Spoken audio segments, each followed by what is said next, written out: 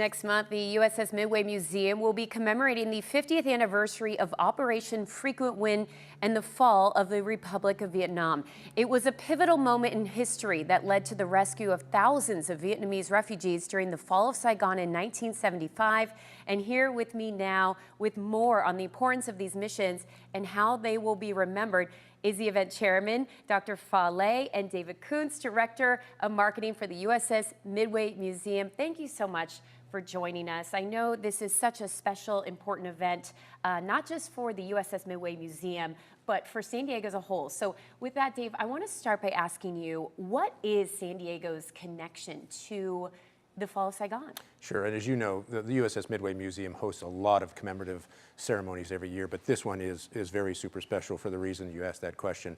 So the USS Midway was one of 45, actually more than 45 U.S. Navy ships from the 7th Fleet that sped off the coast of South Vietnam in April of 1975 for the sole purpose of helping evacuate South Vietnamese refugees from Saigon and so that they could start new lives here in the United States. So the Midway was an integral part of that rescue operation, and more than 50,000 of the South Vietnamese refugees actually came to Southern California and actually were processed up at Camp Pendleton, and then they spread all over the United States to again start their new lives here in this country. Wow, such a deep connection. And it's not just this event on the anniversary where people will learn about the significance. I mean, if you go to the USS Midway Museum, people can learn about the significance there now. They sure can. We actually have an exhibit right on our hangar deck that reflects the totality of this operation by looking at one small moment during this operation, which was when a South Vietnamese major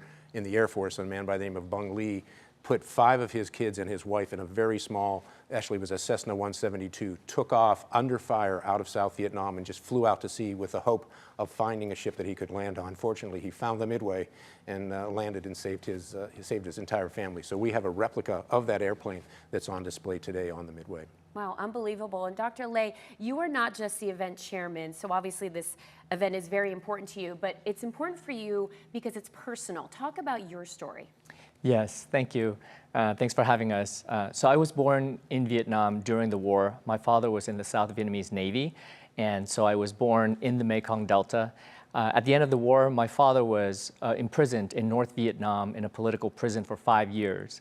And I remember the moment I met my father. 2 years after that moment, we escaped on a boat to Indonesia, where I stayed in a refugee camp for a little bit over a year before coming to America. And life for immigrants, you know, when we first come over, is really tough. So we lived in poverty for a good 4 years, but we thrived and we worked hard. And you know, 3.5 years after, you know, living out of a garage, I started UCLA. And then I went to medical school, and now I'm a practicing emergency medicine physician.